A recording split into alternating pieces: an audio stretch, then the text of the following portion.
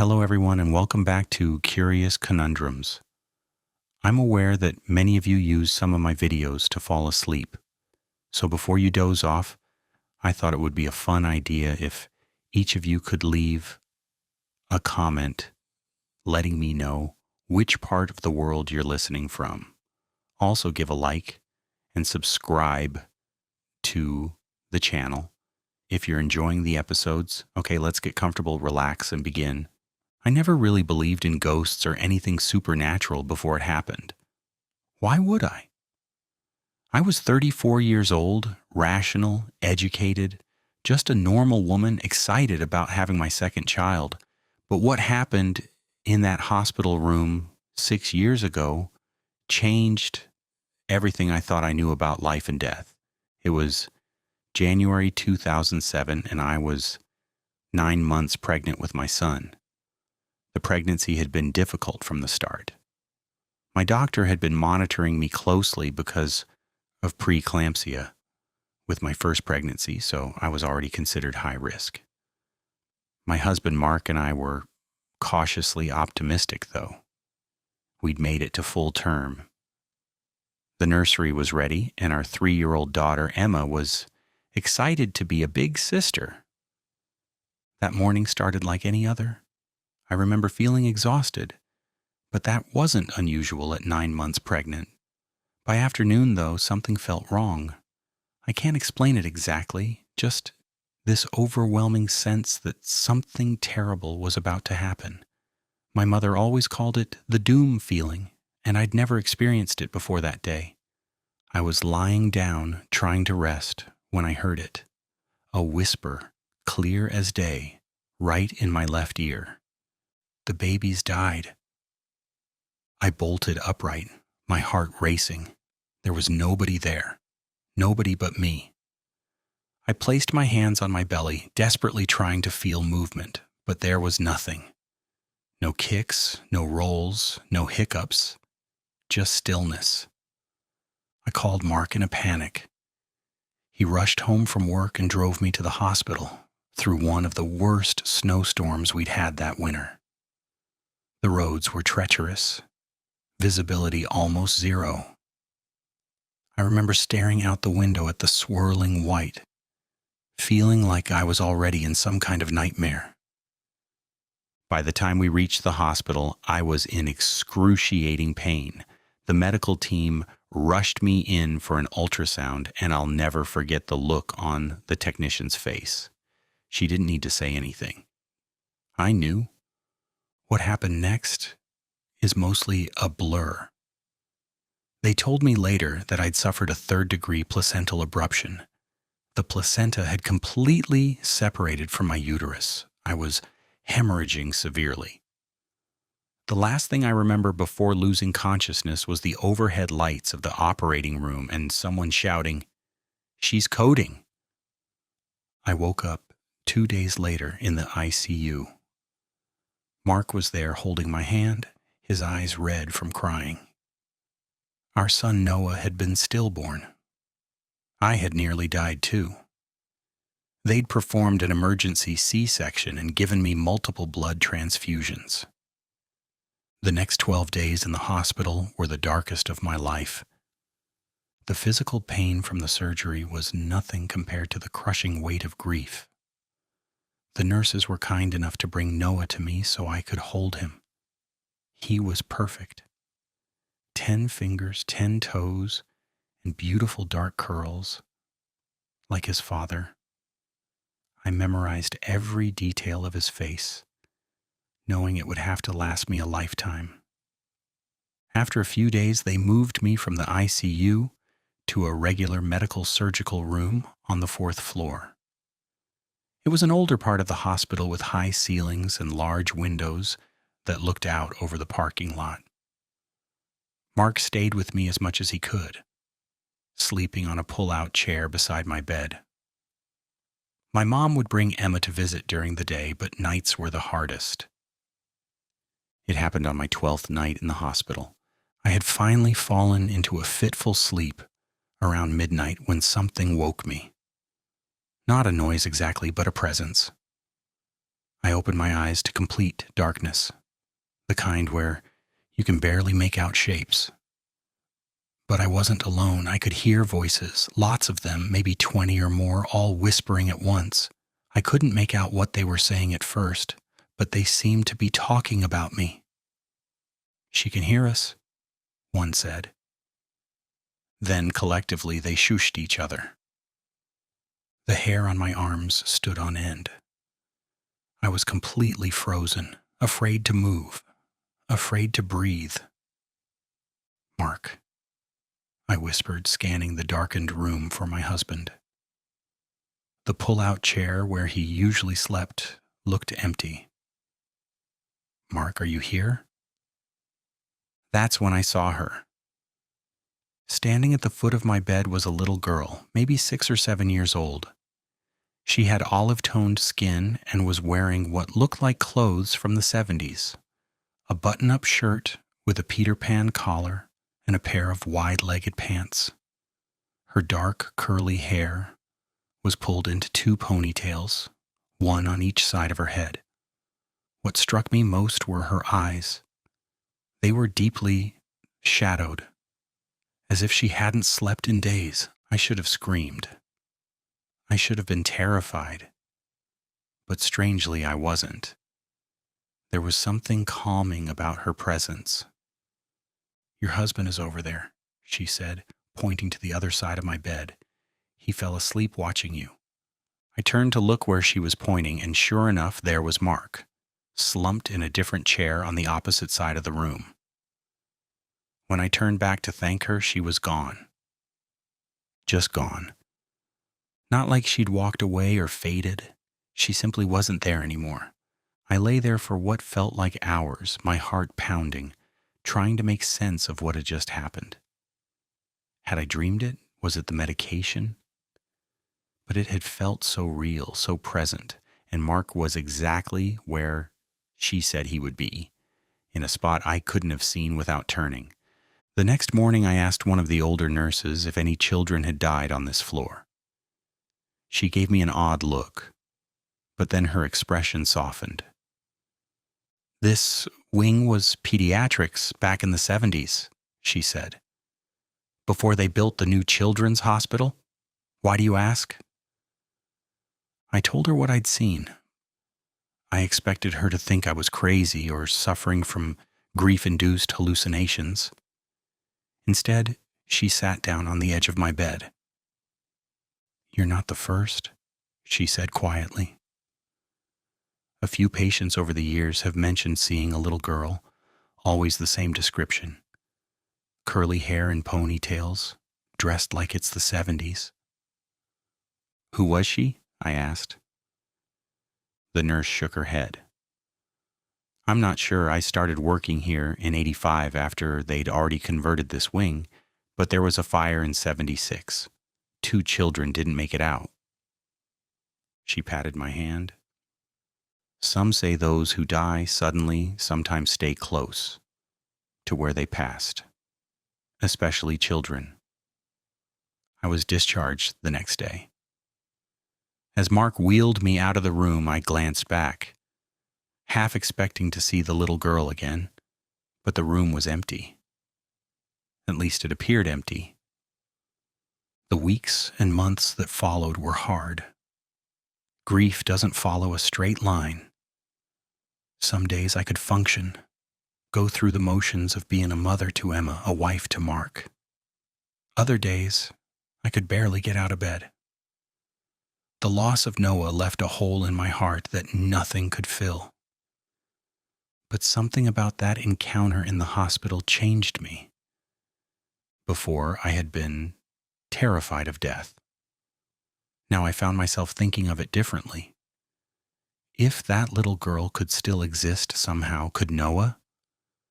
Was he somewhere watching over us like she seemed to be watching over the patients in that hospital? I never told many people about what happened that night. How could I? Most would think I was hallucinating from grief or medication. But I know what I saw. I know what I heard.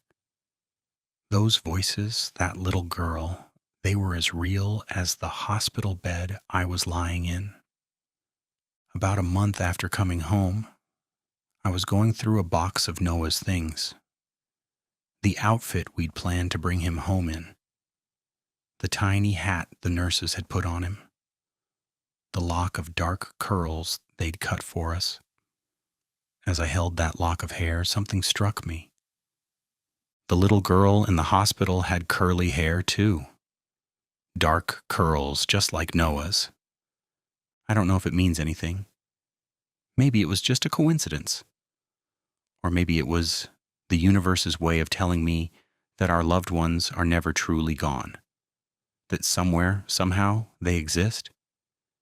It's been 6 years now. We eventually had another child, a boy we named Ethan. He doesn't replace Noah. No one ever could. But having him helped heal some of the rawness of our loss. Sometimes I look at Ethan playing and wonder if Noah somehow knows about his little brother. I still think about that night in the hospital often, about the voices that seemed to be discussing me, about the little girl who appeared and disappeared so suddenly. I've never experienced anything like it since, and part of me hopes I never will. But another part of me is grateful for it because in my darkest moment, when I was drowning in grief and questioning everything, something unexplainable happened that gave me hope. I don't expect anyone to believe me. I'm not sure I would believe it myself if it hadn't happened to me, but it did happen and it changed me forever. Sometimes I wonder if she's still there. That little girl with the curly ponytails, appearing to patients in their darkest hours, offering them small comforts. I hope she is. I hope she knows she made a difference to at least one grieving mother on a cold January night. Story 2. I've held this in for so long, but I need to get it off my chest. Maybe writing it all down will help me make sense of what happened. Though honestly, I doubt anything will ever fully explain it. It started with the accident back in April of 2021. I was driving through an intersection I'd crossed 100 times before when this pickup truck came barreling through a stop sign, going at least 65 miles per hour. I remember seeing it just a split second before impact. Not even enough time to scream. The crash was brutal. My car spun and flipped, and I remember this weird moment of floating, like time slowed down. My dog, Peppa, was in the back seat, and I remember reaching back for her in that slow motion moment. The doctors later told me I had 3 broken ribs, a fractured collarbone, internal bleeding, and a severe concussion. Honestly, they were shocked I survived. The strangest part wasn't the crash itself, but what the witnesses told me later. 3 different people who rushed to help said they saw this bizarre rainbow-like light surrounding my car right after impact. Not in the sky, actually wrapped around my crushed vehicle. One woman was absolutely insistent about it, saying it was like nothing she'd ever seen before. She kept asking if I'd seen it too. I hadn't, but somehow I wasn't surprised. I've always felt like there was something watching over me. My grandma used to talk about protective spirits in our family, and in that moment I truly believed they had saved Peppa and me. The doctors couldn't explain how my dog escaped with just a small cut on her paw when the back of my car was completely destroyed. Life went back to something resembling normal over the next few months. I healed slowly, dealt with insurance, got a new car, and tried to move forward. By October, I was doing well enough that my boyfriend, Mike, decided to move in with me. We'd been dating for about 2 years, and it seemed like the right next step. My 1-bedroom apartment wasn't huge, but it was cozy, and I was excited to have him there full time instead of just staying over a few nights a week.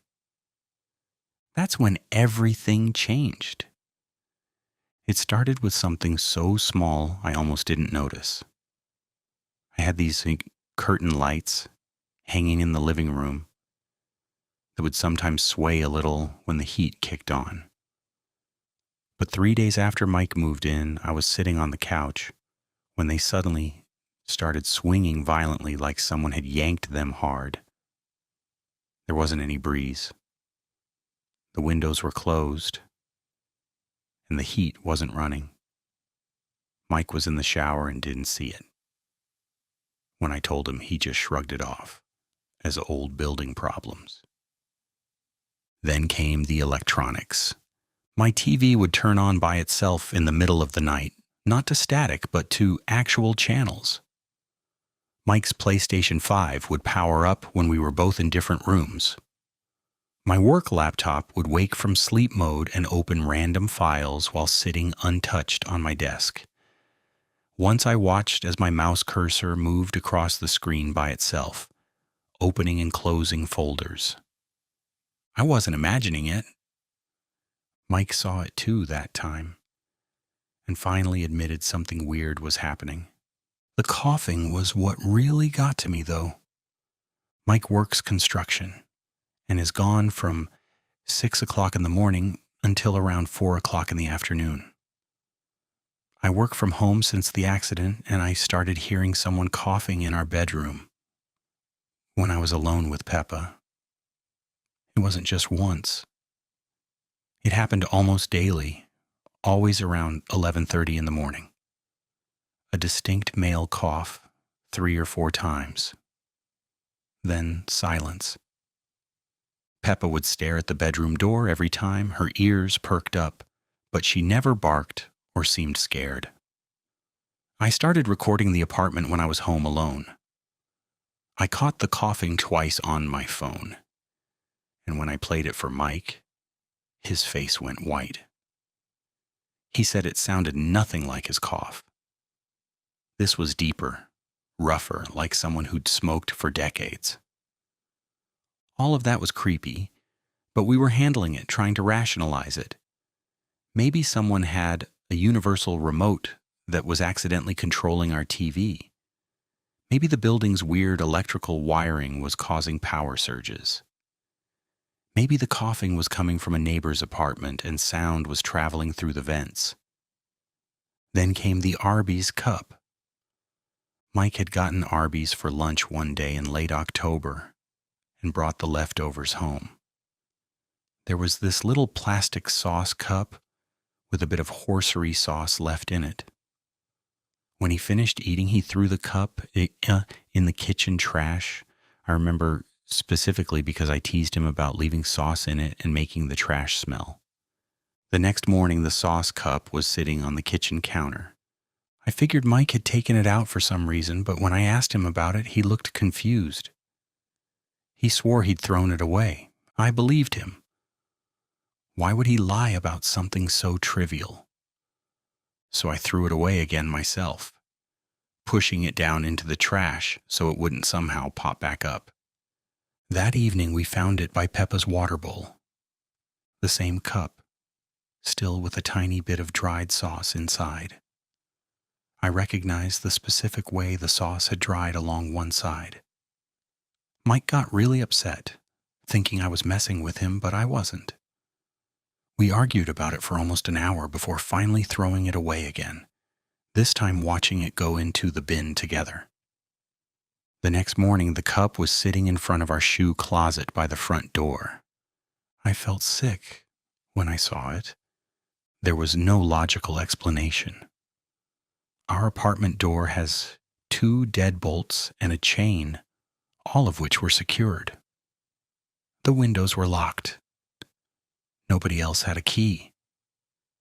Even if someone could somehow get in, why would they do something so bizarre? Just move a sauce cup around? Mike was properly freaked out now. We emptied the entire kitchen trash onto the floor, searching for the cup we'd thrown away, thinking maybe we were losing our minds and just finding similar cups around the apartment. But no, the trash cup was gone, and the one by the shoe closet was definitely the same one. The dried sauce pattern was identical. We decided to try an experiment. Mike wrote his initials on the bottom of the cup with a Sharpie, and we took it outside to the dumpster behind our building. We buried it under bags of trash, closed the dumpster lid, and went back upstairs. 3 hours later, the cup was on our coffee table, initials still on the bottom. I broke down, crying. I couldn't handle it. This wasn't just strange anymore, it was terrifying. Something was in our apartment, something that could move physical objects, something intelligent enough to understand that this specific item was freaking us out, and it was deliberately playing with our fear. Mike suggested we throw the cup away somewhere else. So we drove to a gas station about 5 miles away and tossed it in their outdoor trash. I felt ridiculous. We were treating a fast food sauce cup like some cursed object, but I was desperate to make it stop. We returned home and spent the evening looking up information about hauntings. Mike had always been skeptical about supernatural stuff, but now he was diving deep into forums about poltergeists and attached spirits. I kept thinking about that rainbow light from my accident. Had something followed me home from that crash? Some entity that had protected me but now wanted what? Acknowledgement? A thank you? We tried to sleep that night, but I kept jerking awake, convinced I heard movement in the living room. Around 3 o'clock in the morning, I got up to use the bathroom. The sauce cup was balanced on top of the bathroom door. I screamed so loud that our neighbors pounded on the wall. Mike came running and saw it too. We were both shaking. This wasn't just an object moving around anymore. It was being deliberately placed to maximize our terror, balanced on top of a door I was about to walk through in the middle of the night. That took precision, planning, malice. We grabbed Peppa and drove to a hotel. We didn't even pack bags, just grabbed our wallets and the dog and ran. In the car, Mike kept saying we needed to find a priest or someone who could cleanse the apartment. I was beyond that. I never wanted to go back there again. But we had to. All our stuff was there. My medication from the accident, our clothes, computers, everything. The next day we went back together around noon. The apartment seemed normal. No sauce cup in sight. We quickly packed some essentials, planning to stay at the hotel until we could figure out a permanent solution. As Mike was grabbing clothes from the bedroom, I heard him gasp. On our bed was a perfect circle of Arby's sauce cups. At least 30 of them, all identical, all with that same dried sauce pattern. In the center of the circle was Peppa's favorite toy, a squeaky raccoon. I don't remember much after that. Mike says I had a panic attack. He had to carry me out to the car. We're staying with his parents now while looking for a new place. We hired some friends to pack up our apartment. I refuse to go back inside. The thing is, I'm terrified that whatever this is might follow us. It's been fixated on us for a reason, and I don't think simply moving will stop it. Last night I woke up around 2 o'clock in the morning and went to the kitchen for water. There, on the counter of Mike's parents' house, was a small plastic cup. It wasn't from Arby's, it was from Wendy's. Empty, clean, but unmistakably a sauce cup. I haven't told Mike yet. I don't know what to do. This isn't just a haunting. It's something that can follow us, that can materialize objects out of nowhere. Something that's playing with us, and I think it's only getting started. I haven't told Mike yet. I don't know what to do. This isn't just a haunting. It's something that can follow us, that can materialize objects out of nowhere, something that's playing with us, and I think it's only getting started, and that was 3 nights ago. I tried to convince myself it wasn't the same thing, that a random sauce cup showing up in his parents' kitchen didn't automatically mean whatever was in our apartment had followed us. People bring takeout home all the time. Maybe it had just been left out and I hadn't noticed before. But deep down, I knew better. The next day, I tested it. I took the Wendy's cup and without saying anything to anyone, I threw it away in the outside trash bin. Not the kitchen garbage, not somewhere inside the house.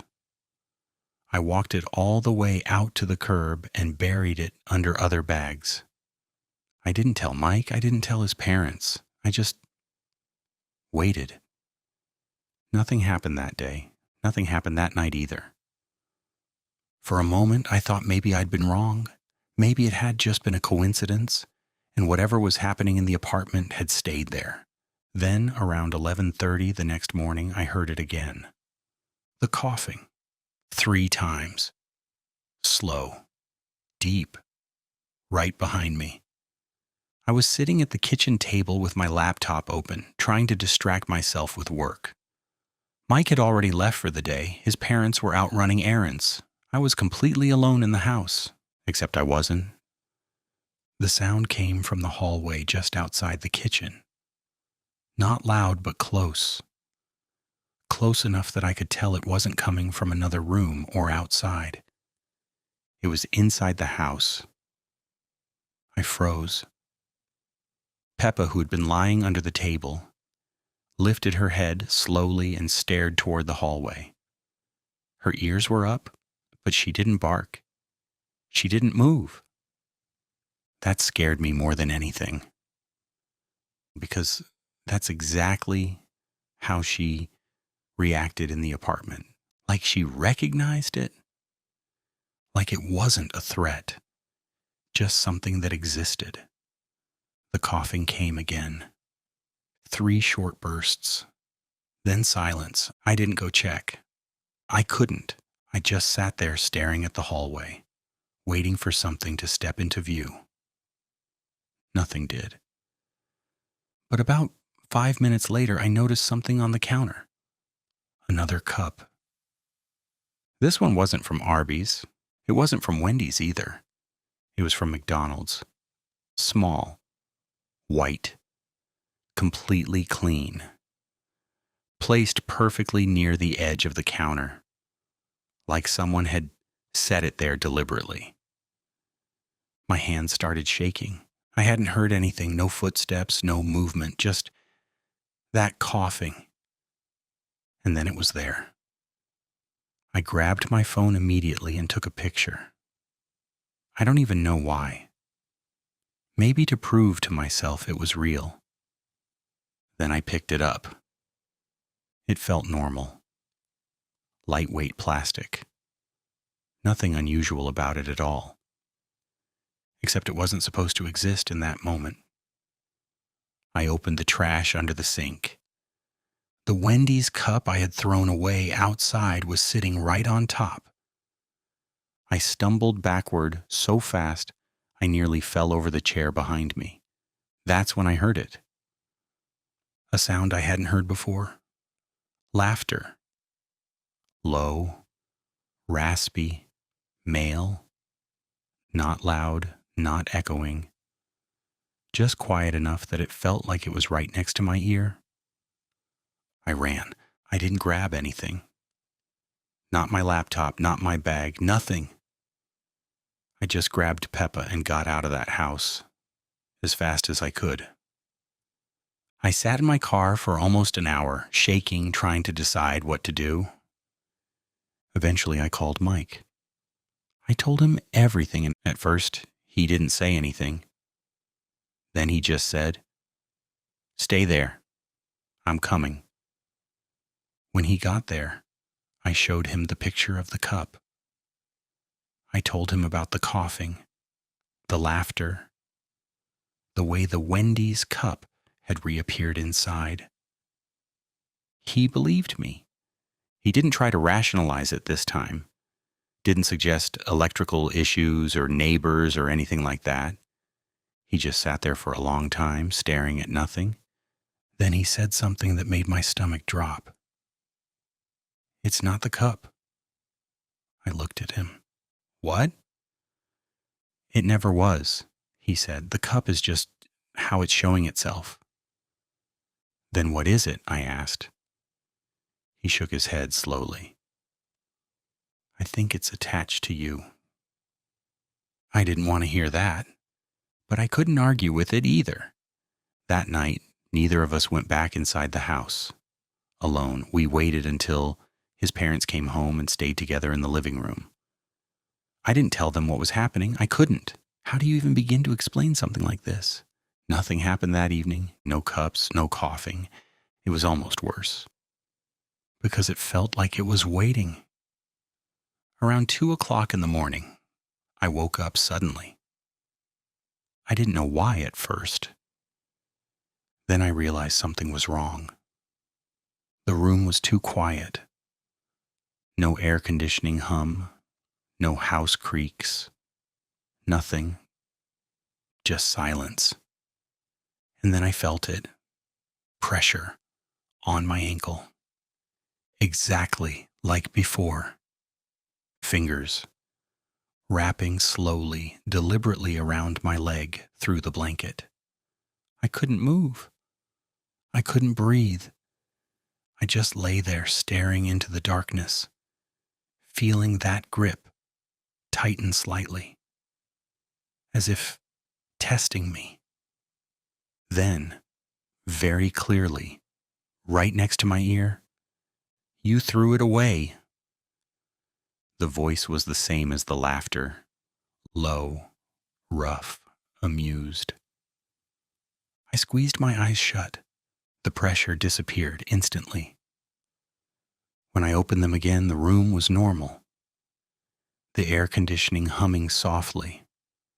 The faint glow of the digital clock on the nightstand. Mike was still asleep next to me. I didn't sleep again that night. The next morning, I checked the floor beside the bed.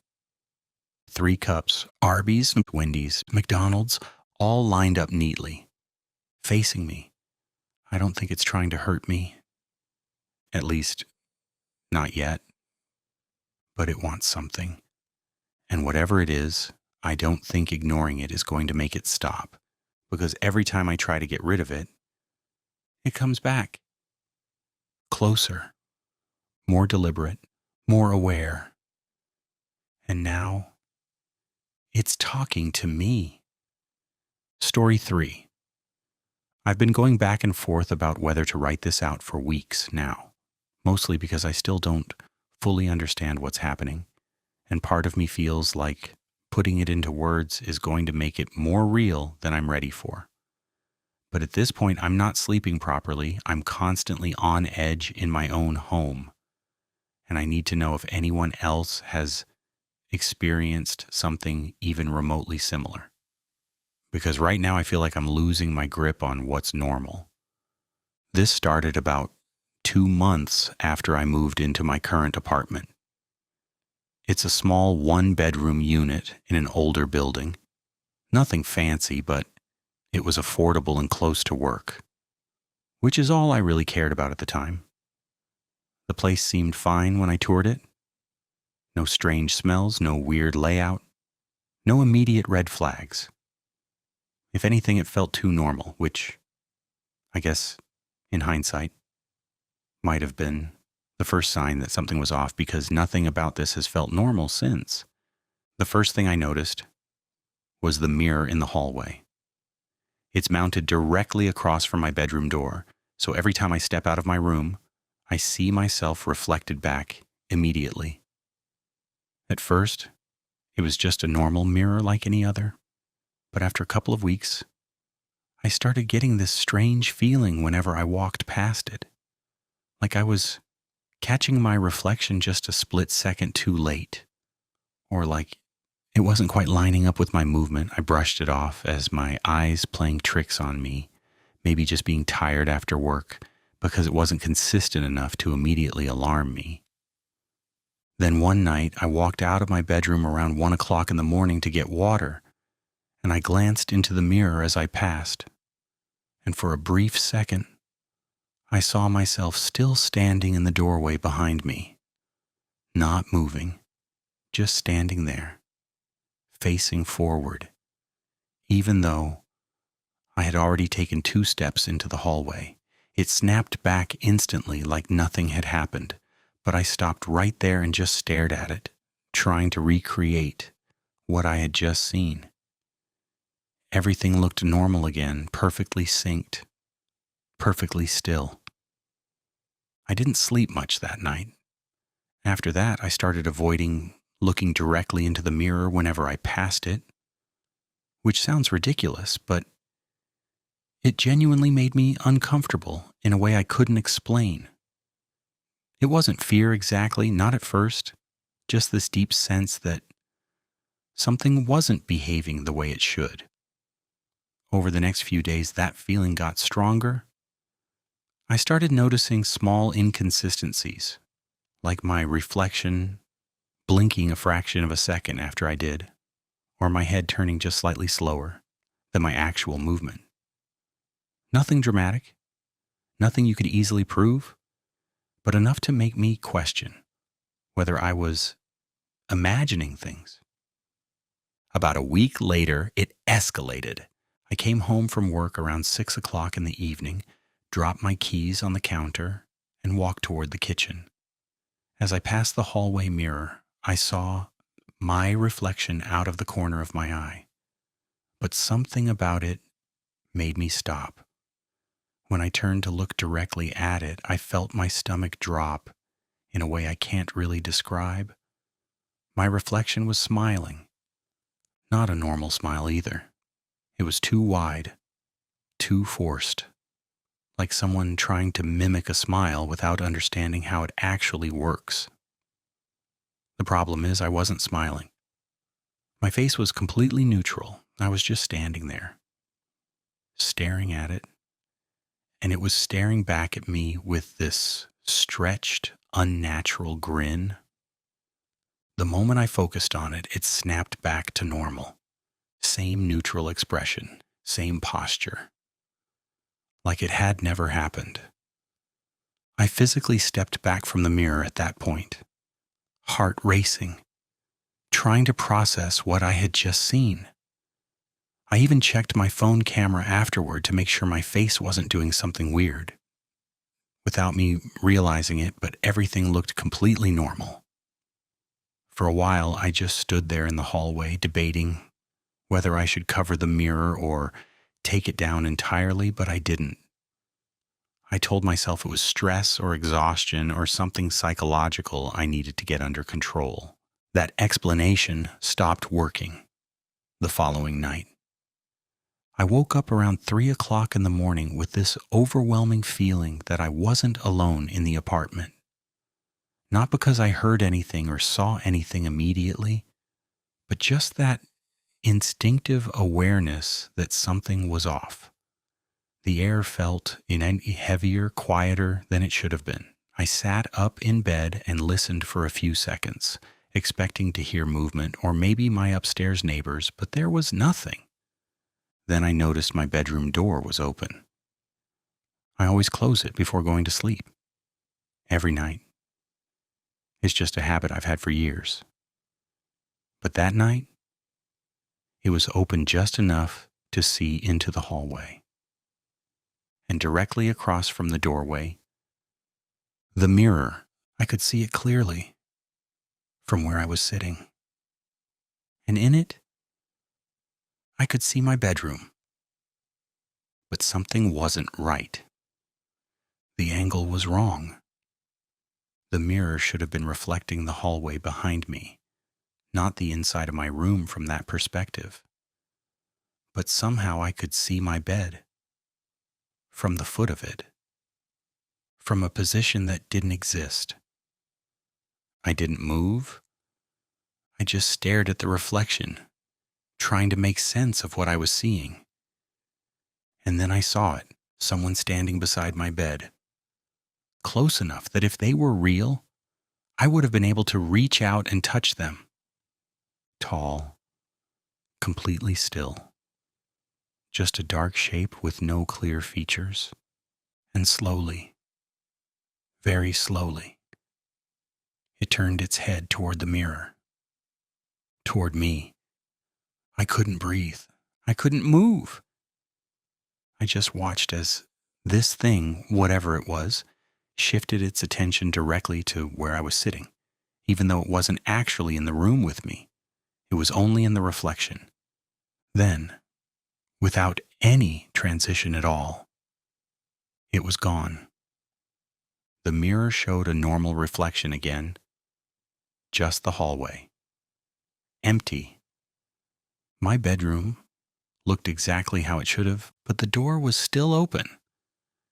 And I was very, very sure I hadn't gotten out of bed. I didn't check the hallway. I didn't move from that spot until the sun came up. Since then, I've covered the mirror with a blanket. I don't look at it anymore. I don't go near it unless I absolutely have to. But every now and then, usually late at night, I hear something from the hallway. Not footsteps exactly, more like movement. Subtle, slow. Like someone shifting their weight from one foot to the other. And once, just once, I heard a soft tapping sound coming from behind the covered mirror. 3 slow taps. Then silence. I haven't taken the blanket off since, because at this point I don't think the mirror is showing reflections anymore. I think it's showing something else. And whatever it is, it knows I can see it. Story 4. I used to think the creepiest part of delivering pizzas was dealing with rude customers or getting sent to the wrong address late at night. But after what happened a few months ago, I don't think I'll ever look at that job or certain neighborhoods the same way again. I've gone over that night in my head more times than I can count, trying to find some logical explanation for what I experienced. But every time I do, I just end up with more questions and this lingering feeling that I was a lot closer to something dangerous than I realized at the time. It was a pretty normal shift at first.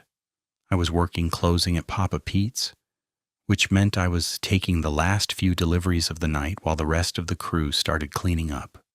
Around a little after 10 o'clock, an order came through for a small bungalow out in Oakwood Heights, a part of town I wasn't super familiar with, but had delivered to once or twice before. Nothing about the order stood out at the time. It was just a standard pizza paid in cash with the name listed as JJD. I grabbed the order, punched it into the system, and headed out without thinking twice about it. The drive there was longer than usual, mostly because the neighborhood sat kind of isolated from the rest of the town, with fewer streetlights and houses spaced farther apart. By the time I turned onto the street listed on the ticket, it was already quiet in that way suburban areas get late at night, where everything feels just a little too still. The house itself stood out immediately, not because it was particularly unique, but because it looked wrong compared to the others. Most of the homes on the street had porch lights on, cars in the driveway, some kind of sign that people were actually living there. This one didn't.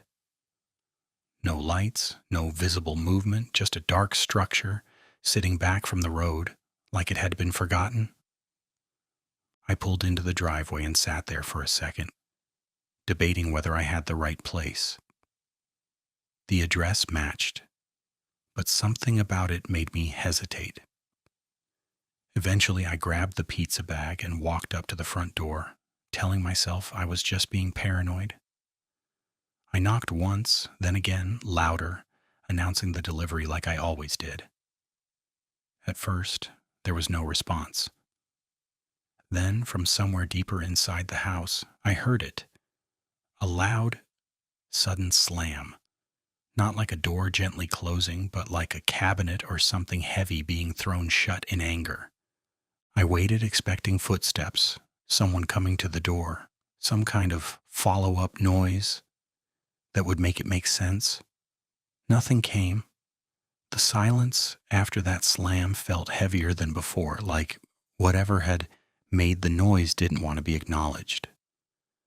I pulled out my phone and called the number on the order ticket, but it rang and rang until it went to a generic voicemail. No name, no greeting, just the standard automated message. I hung up without leaving anything and knocked one more time, forcing a bit of confidence into my voice as I called out that I had their order. Still nothing. At that point, I should have just left. Any normal person would have, but I didn't. I told myself maybe they were in the backyard. Maybe they couldn't hear me. Maybe I was about to lose out on a decent tip if I didn't at least try.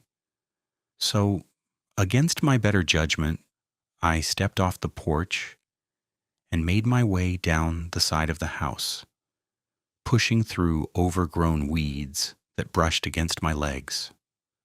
There were no exterior lights, so I had to use my phone flashlight, and the beam it cast made everything look worse than it probably was, stretching shadows across the siding in a way that made it feel like something was moving just outside my vision.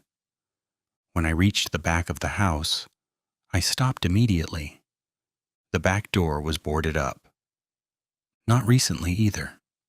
The plywood was weathered, worn down like it had been there for months, maybe longer.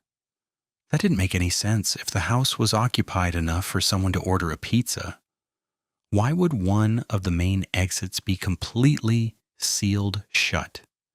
That uneasy feeling I'd had when I first pulled up came rushing back, stronger this time, settling in my chest like something was very, very wrong. I was just about to turn around and head back to my car when I heard it. A voice. Right next to my ear. Get out! It wasn't loud. It wasn't shouted. If anything, it was almost calm, but there was something urgent underneath it, something that made my entire body react before my brain could process it. I spun around, nearly dropping the pizza bag, sweeping my flashlight wildly across the yard, expecting to see someone standing there, but there was nothing. Just tall grass, a rusted grill, and darkness stretching out behind me. I called out, my voice shaking more than I wanted to admit, asking if someone was there. But the silence that followed felt absolute. That was it for me. Whatever tip I thought I might get wasn't worth it anymore. I hurried back around to the front, moving faster than I'd like to admit, and practically ran to my car. I threw the pizza onto the passenger seat and fumbled with my keys. My hands not quite steady when I heard someone speak behind me. Excuse me, are you trying to deliver something to that house? I jumped, turning to see a woman standing at the edge of the driveway with a small dog, her phone flashlight pointed at the ground. I tried to laugh it off, told her about the delivery, about the name on the order, about how no one was answering. But the moment I mentioned the initials, JJD, her expression changed in a way I'll never forget. It wasn't just confusion, it was recognition mixed with something deeper, something like fear. She told me no one lived there, that the house had been empty for months, that there had been an incident, a man who killed his wife and then himself. And when she said his name, John Joseph Dawson, when she mentioned those same initials, I felt that cold sensation spread through me like something clicking into place that shouldn't have. We both looked back at the house, and for a second I thought I saw a movement behind one of the windows. That was enough for both of us. She left quickly, and I didn't waste any time getting into my car and driving away. As I backed out, my headlights swept across the front of the house, and just for a split second, I saw something in the window. A face. Pale. Hollow. Watching. I drove back to the shop faster than I probably should have, my hands still shaking when I walked in. I told my coworker everything, every detail, expecting her to laugh it off or tell me I'd been imagining things, but instead she just asked to see the ticket. That's when I realized it was gone. Not on the seat, not in the bag, not anywhere in the car. The next day we checked the system. There was no order, no record of that address, no customer named JJD. According to everything we could find, that delivery had never existed. I quit a few days later. I told them it was for school, for scheduling, for anything that sounded normal enough not to raise questions. But the truth is, I couldn't shake the feeling that something had tried to bring me to that house on purpose, that it knew someone would come, that it wanted someone to. And the part that still keeps me up some nights isn't just what I saw or heard while I was there. It's the thought of what might have happened if the door had opened. Story 5. I still think about that night more than I'd like to admit, even now, more than a decade later. And the strangest part is that it wasn't loud or violent or dramatic in the way you'd expect something like that to be. It was quiet, almost peaceful at first, which somehow made it worse, because there was nothing to warn me that what I was looking at wasn't normal. Nothing to tell me that I was about to witness something that would stay with me for years. This all started back in the summer of 2014 when I was 16, living with my parents in a rural part of Ohio, where the houses were spread out and the nights were dark enough that you could see every star in the sky. My bedroom was on the second floor, and my bed was positioned right up against the window, which at the time I loved because it meant I could lie there and look up at the sky without having to move. It was one of those simple things that felt comforting, predictable, like the world made sense when you could just stare up and see the same constellations every night. That night didn't feel any different at first. I went to bed around 11 after playing games with my friends, nothing unusual, just another warm summer night, with the window slightly cracked open to let in the air. I must have fallen asleep almost immediately because the next thing I remember is waking up suddenly, completely and instantly awake, like someone had flipped a switch in my brain. There was no grogginess, no slow transition from sleep to consciousness. 1 second I was out, and the next I was staring at the ceiling with this overwhelming sense that something had pulled me out of sleep on purpose. The silence was the first thing I noticed. It wasn't just quiet in the normal nighttime way. It was absolute. No insects, no distant traffic, not even the hum of the air conditioning. It felt like the entire world had paused, like everything around me was holding still. That alone should have been enough to make me uneasy, but it wasn't until I turned my head toward the window that the feeling really started to settle in. There was a light in the sky. At first I thought it was just a star, maybe a planet, something brighter than usual.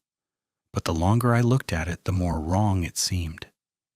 It was too bright, almost unnaturally so, glowing with this steady silvery white intensity that didn't flicker or dim like a normal star would. It didn't sit still either. As I watched, it began to move slowly at first, descending in a straight, deliberate line toward the fields behind our house. I remember my heart starting to race, not out of immediate fear, but out of confusion, trying to understand what I was seeing.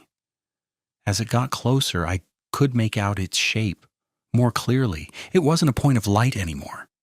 It was a perfect sphere, smooth and symmetrical, radiating this soft but powerful glow that illuminated the ground beneath it in a pale bluish hue. The light wasn't harsh or blinding, which somehow made it even more unsettling.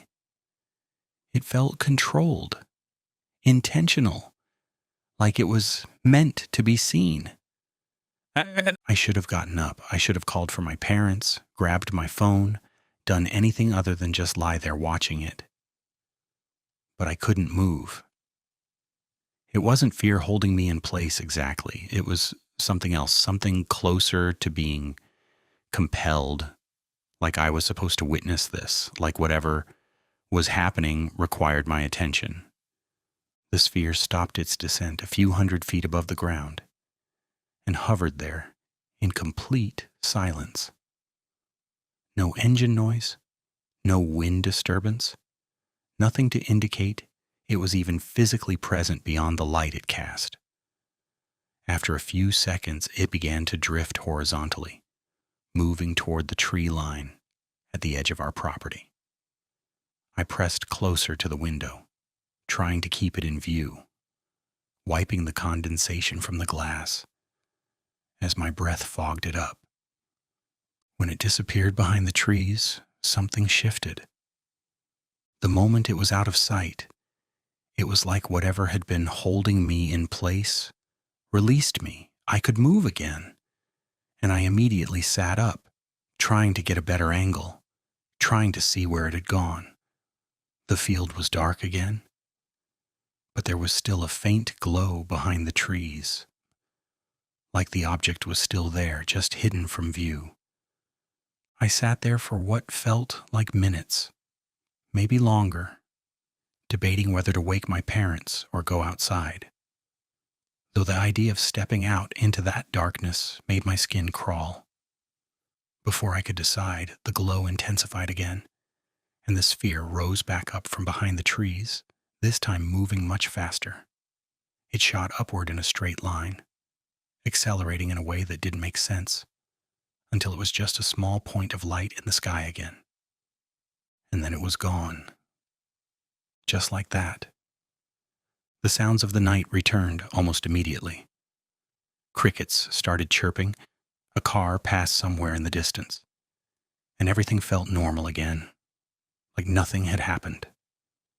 But I knew it had. I sat there until sunrise, unable to sleep, replaying what I'd seen over and over in my head, trying to convince myself it had been something explainable, something ordinary that I just didn't recognize. The next day I tried to find answers. I looked up reports of strange lights,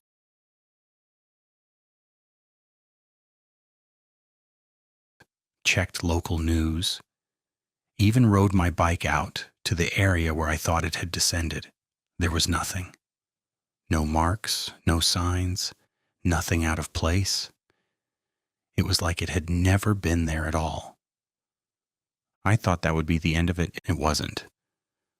About a month later, I had the first dream. In it, I was back in my room, looking out the same window. But this time, the sphere didn't stop at the trees. It came all the way down into our yard, hovering just above the ground. In the dream, I went outside to see it, drawn toward it without hesitation. As I got closer, it began to change, its solid shape dissolving into something softer, something that looked like a cloud, even though the sky around it was completely clear. I woke up drenched in sweat, my heart pounding, convinced for a moment that it had actually happened. Those dreams didn't stop.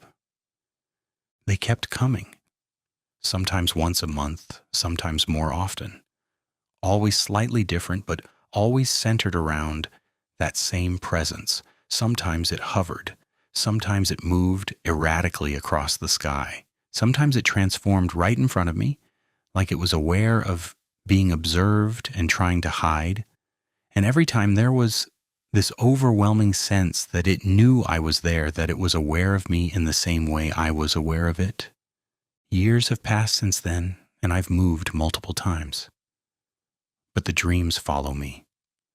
The setting changes, the surroundings adapt, but the sphere is always the same. I've tried to explain it away, to convince myself it was just a strange sighting, that my mind built into something bigger. But that doesn't explain the consistency or the feeling that comes with it. Even now, I can't sleep with my bed near a window. On clear nights, when the sky is especially bright, I catch myself looking up longer than I should, scanning for something I both hope and dread to see again. Because the one thing I'm certain of is that whatever I saw that night didn't just pass through. It noticed me. And sometimes when I wake up suddenly in the middle of the night, that same unnatural silence pressing in around me, I can't shake the feeling that it's still out there, watching, waiting, for the moment I look up again. Story 6. It's strange how certain nights stay with you in perfect detail while entire years blur together. And no matter how much time passes, you can still feel exactly what it was like to be there in that moment. For me, it was a cold Tuesday in November, the kind of night that should have been completely ordinary, the kind you forget as soon as it's over. But that was the night everything in our house shifted, even if none of us could fully explain how or why. Emma was 17 at the time, and our 2 cats, Julian and Rascal, had been part of our lives for years. Julian was always the more striking one, this effortlessly graceful cat with a calm presence that made him feel almost human at times, while Rascal was rougher around the edges, a little heavier, a little scrappier, but endlessly affectionate. They had their routines, their spots in the house, their quiet ways of existing alongside us that felt permanent, like they had always been there and always would be. That illusion shattered sometime after midnight.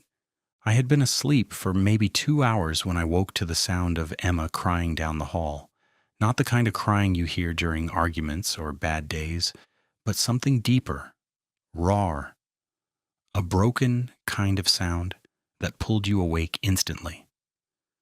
It was followed almost immediately by my parents, rushing out of their room, their voices overlapping in confusion and panic.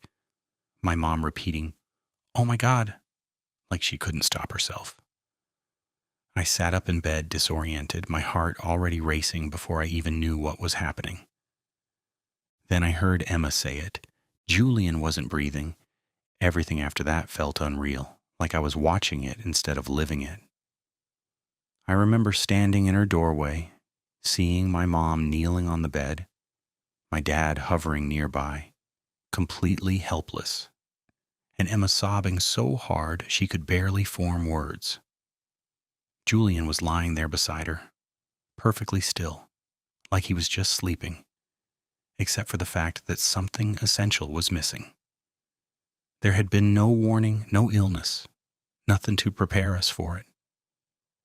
He had simply gone, quietly, in the same place he had slept every night. My mom insisted we all say goodbye. She picked him up, still warm, and carried him from room to room like she was trying to give each of us a chance to process it. When she brought him to me, I couldn't look. I turned away, muttered something I don't even remember, and immediately felt this sharp, uncomfortable guilt settle in my chest. It wasn't just about him. It was about the way everything felt, like it was unraveling in front of me and I didn't know how to respond to it. We buried him the next day under the big oak tree in our backyard, a place that suddenly felt more significant than it ever had before. The house felt different after that, quieter but heavier at the same time, like something had been removed, but something else had taken its place. Emma stayed home from school for days. My mom cried constantly, and even my dad moved through the house more slowly, like he was carrying something invisible. Rascal didn't understand any of it. He wandered from room to room, pausing in places where Julian used to sit, looking around as if he expected him to appear at any moment. Watching that was harder than I expected. It made everything feel less final somehow, like the house itself hadn't caught up with what had happened. The night after the burial, I came home late from rehearsal, exhausted and emotionally drained in a way I couldn't quite explain. The house was already quiet, everyone in their rooms with the doors closed. It felt heavier than it had the night before, like the silence had deepened. Rascal wasn't in my room when I got there, which was unusual, but I didn't think much of it at the time. I went through the motions of getting ready for bed, but my mind kept circling back to Julian, to how quickly everything had changed, to the fact that I hadn't been able to face him at the end. That thought lingered as I fell asleep, sitting somewhere between regret and exhaustion. Sometime later, in that strange, half-awake state where your body feels disconnected from your thoughts, I felt it. The unmistakable sensation of a cat walking across my bed. It was so specific, so familiar, that there was no mistaking it. The careful placement of paws, the slight shifts in weight as it moved across my legs. I smiled instinctively, still half asleep, assuming Rascal had come in and settled down for the night. Without opening my eyes, I reached down to pet him. My hand met nothing. That alone was enough to pull me fully awake. I opened my eyes and looked down, expecting to see him curled up or just out of reach, but there was nothing there. The bed was empty except for me. Still, the sensation had been so real, so vivid, that for a moment I just sat there trying to reconcile what I'd felt with what I was seeing. That's when I noticed the chair. Sitting perfectly centered on it was a small pink pencil-top eraser. It took me a second to process why that mattered, and then it hit me. That was Julian's eraser. He used to play with it constantly, batting it around the floor, carrying it from room to room like it was something valuable. It had gone missing months earlier, and we had all assumed it was lost somewhere under furniture or thrown away by accident. I knew it hadn't been there when I went to bed. As I stared at it, trying to make sense of how it could have appeared there, I heard soft footsteps in the hallway, followed by the gentle push of my door opening. Rascal walked in casually, jumped onto the bed, and rubbed against me like nothing was out of the ordinary, which meant one thing. Whatever had walked across my legs wasn't him. The realization didn't hit me as fear, not immediately. Instead, it came as something heavier, more complicated, something that sat between grief and relief in a way I didn't fully understand. I pulled Rascal close and held on to him while I cried.